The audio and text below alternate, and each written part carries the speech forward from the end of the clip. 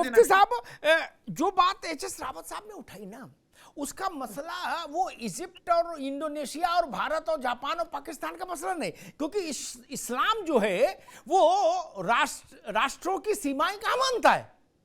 वो national boundaries तो मानते नहीं, वो इस्लामिक वर्ल्ड को मानता है। नहीं, अरे भाई गजब कर रहे हो आप, गजब करो महाराज। क्या एक मिनट मुफ्ती साहब एक मिनट, मैं आपको बहुत एहतराम करता हूँ। क्या बांग्लादेश में दूसरी किताब चलेगी, हिंदुस्तान में तीसरी और इंडोनेशिया में चौथी? नहीं ना, नहीं।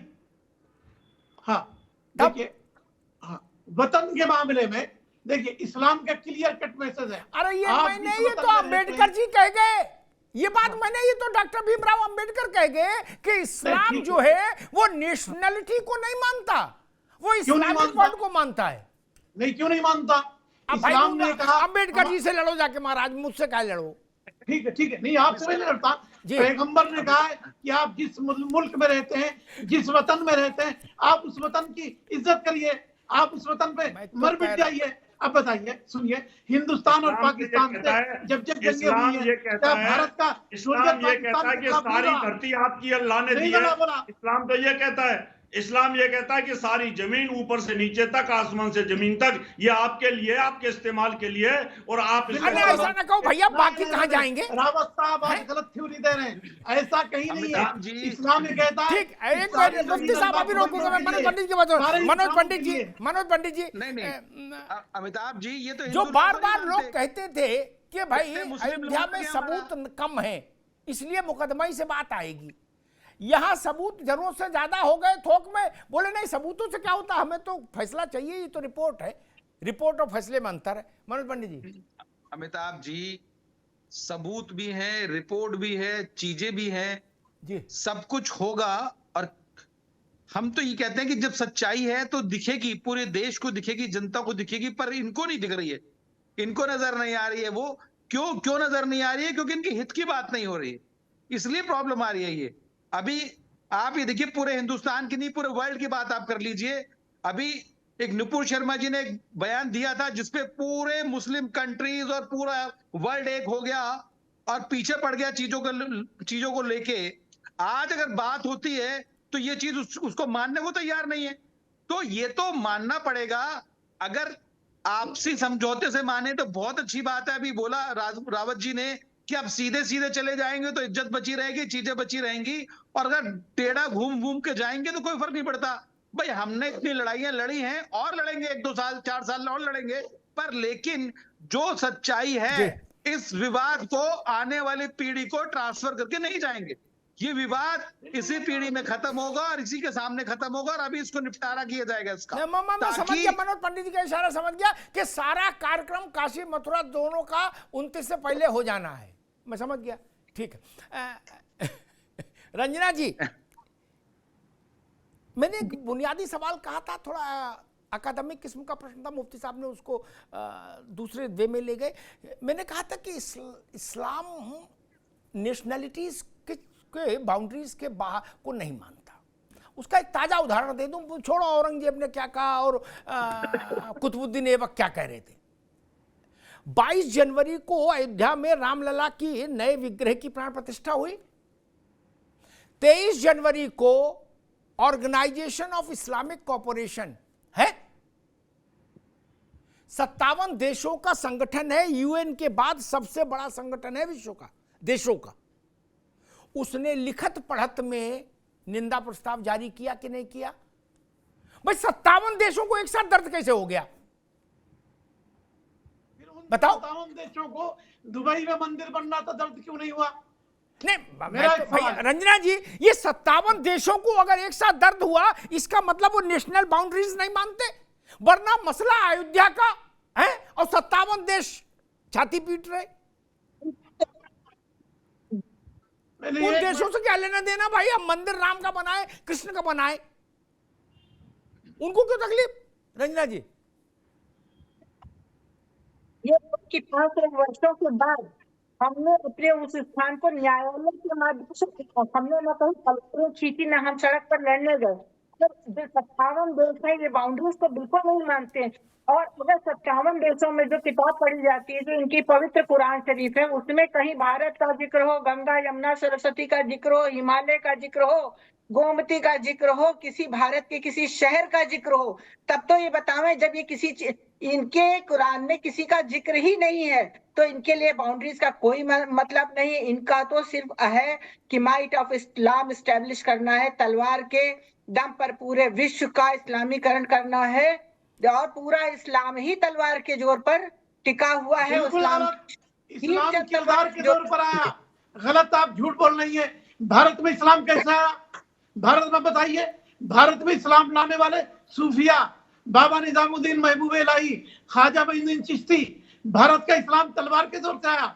दुनिया में कहाँ इस्लाम तलवार के जोर से आया, बताइए। के बारे में मौलाना साहब, ख्वाजा मोइनुद्दीन चिश्ती के बारे में आप मोबाइल रखे होंगे, थोड़ा गूगल करिए और आपको पता चल जाएगा। गूगल में नाना बड़ा किससे है उसमें भैया। क्यों चादर भेज रहे हैं प्रधानमंत्री, क्यों चादर भेजा प्रधानमंत्री ने, क्यों निजामुद्दीन महबूब इलाही का बार जिक्र प्रधानमंत्री कर रहे हैं।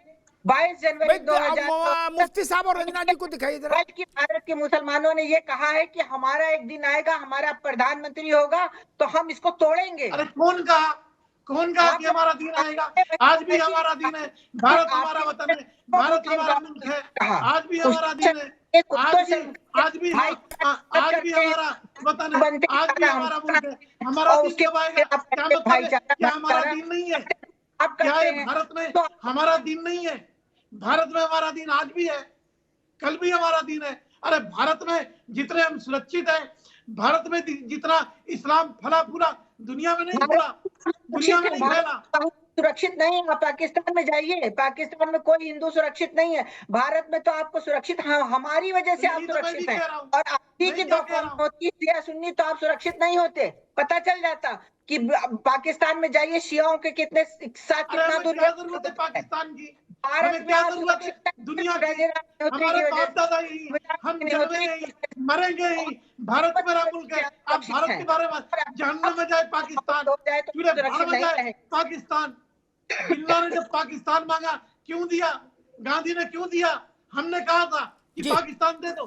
चूल्हे भाड़ में जाए पाकिस्तान, जहन्नम में जाए पाकिस्तान। हम जूते की नोक पर पाकिस्तान को रखते हैं।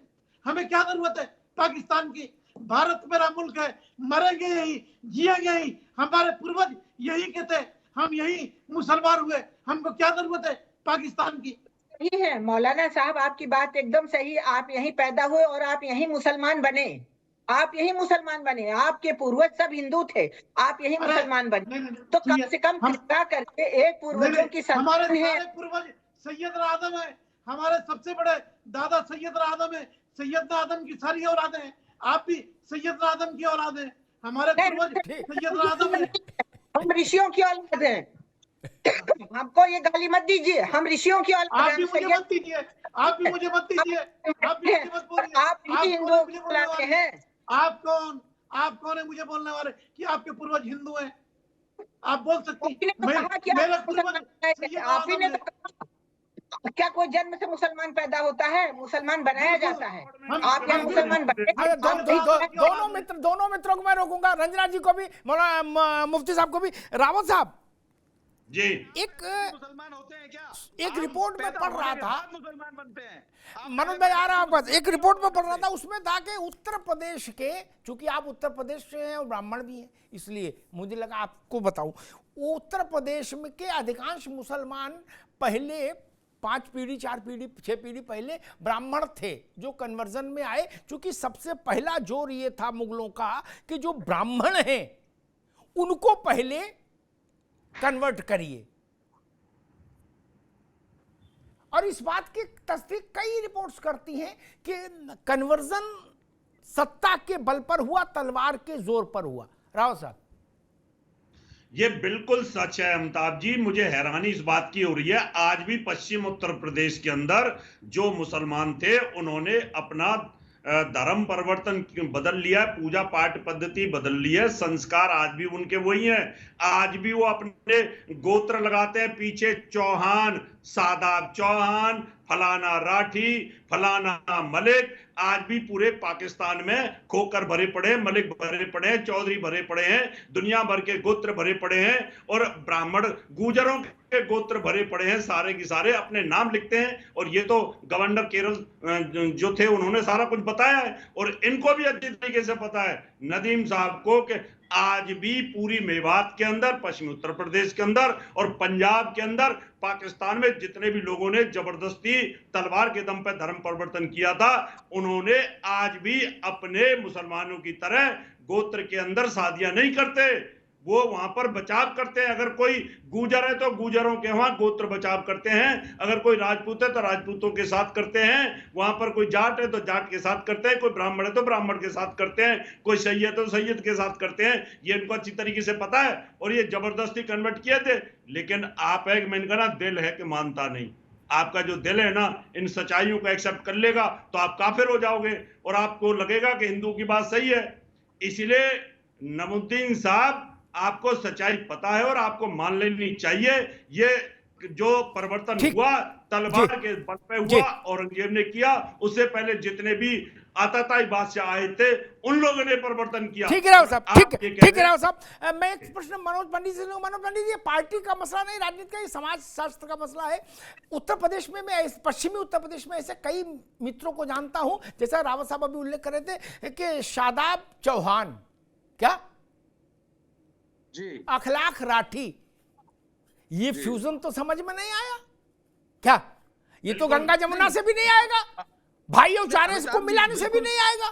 बिल्कुल सच बात यही ये फ्यूजन क्या है? की धार पे नहीं, जो तलवार की धार पे लोगों के धर्म परिवर्तन कराए गए, जो आताताइयों ने जो तांडव मचाया पूरे हिंदुस्तान में, आज उसी की चीजें तो आपको नजर आ रही हैं। ये क्या दिख रहा है? आप ये बताइए, ज्ञान वापी मस्जिद की जो दीवार है, जहां पर वहां पे आप ये कमल के फूल है, वहां पर और सारी चीजें, तो वो कहीं ना कहीं हम लोगों के कान पे चाटा मारने की बात है जो दिख रही है। आज हमारी पीढ़ी को नजर आ रही है कि ये हमने ऐसा किया है, देख लो आप इस बात को, पर लेकिन कोई इस चीज को मानने को तैयार नहीं। अभी देखिए एक नजरुद्दीन सिद्दीकी जी क्या कह रहे हैं इस बात को कि इनको लॉ, इनका कानून इनको अलग चाहिए, पर देश हिंदुस्तान चाहिए।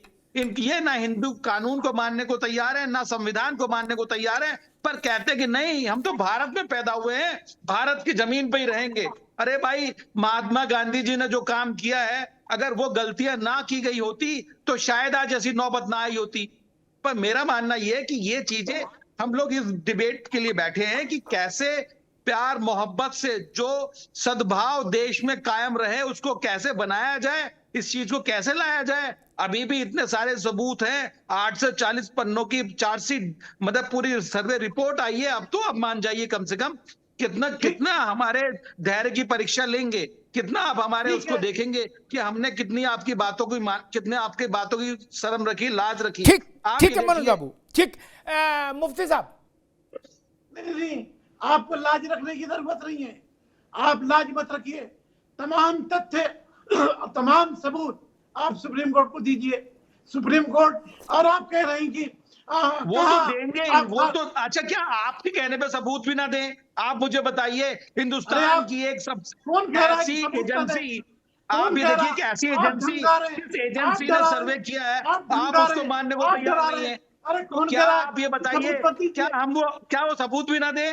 वो सबूत तो देंगे, पर हम ये चाहते थे, जिस मोहब्बत की बात हम करना चाहते हैं, वो मोहब्बत आपकी तरफ से भी आए, तो एक सद्भाव बने देश में, एक जुटन रहे देश में। नहीं, बिल्कुल ठीक है। रंजना जी, एक मिनट रुक जाइए। ठीक है मौलाना साहब, मुफ्ती साहब की बात। रंजना जी, भाई और चारा और गंगा और जमुना, इनका कोई स्कोप दिख रहा है इन नारों का? जी, किसी और भवन के किसी आदर्श का नाम बिगाड़ा जाता कि सरकार हो जाता। लेकिन हम चलिए गंगा जी और जमुना जी दोनों हो गए, लेकिन कोई भाईचारा समझ में नहीं आ रहा है, क्योंकि राम जन्मभूमि जब अयोध्या मैटर चल रहा था तो कई बार प्रस्ताव गए कि सामने बैठ करके आप जो है बैठिए और मीडिएशन का कोई रास्ता निकालिए। अंत में भी जो मीडिएशन हुआ वो इनकी तरफ से कह दिया गया है, जब जिसमें श्री रविशंकर जी थे, कह दिया गया कि हम कोई मीडिएशन का रास्ता नहीं निकालना चाहते, हम कोई मध्यस्थता नहीं करना चाहते हैं। तो अभी भी कोई अगर हम चारा बन जाए तब तो ये भाई बनेंगे, लेकिन ये भाई भाई का रिश्ता नहीं निभाएंगे। हमको चारा ही बनाएंगे तभी इनका काम चलेगा। आप जहां जहां बोलते जाए तमाम मस्जिदें देते जाए। आप आज यहाँ कल मथुरा टीले वाली मस्जिद आपको निभाते जाए। बाबरी मस्जिद में सुप्रीम कोर्ट का कानून आपने नहीं मारा, कानून था आपने गिरा दिया, दादागिरी किया। अब यहाँ वहां सब मानते जाए, ये भाईचारा है। सुप्रीम कोर्ट में मामला रहते हुए भी आपने मस्जिद को गिरा दिया, गिरा दिया आपने मस्जिद को। और मथुरा आपने कहा बोला साहब, आप पुलिस के लिए बता दें, मथुरा में दावा है और इलाहाबाद हाईकोर्ट में चल रहा है। सर्वे का भी आदेश हो चुका है मथुरा में, लेकिन अब कुछ दिनों बाद होगा। अब टेंशन ना लीजिए। अभी कुतुब मीनार है, ताजमहल है, जहाँ जहाँ हमको जहाँ दिखेंगे वहाँ हम अदालत में फाइट करेंगे। हम अदालत की में जाएंगे, हम सड़क पर तलवारें लेके नहीं निकलेंगे। 500 साल 1000 साल हमने बर्दाश्त किया और हम फिर बर्दाश्त करेंगे। हम न्यायालय के समझ जाएंगे, न्यायालय का दूध पानी का पानी। आप नहीं, आप किधर दोनों मेहमानों को रोकूंगा। मूर्तियों के हाथ पैर काटे। मुफ्ती साहब ठीक है,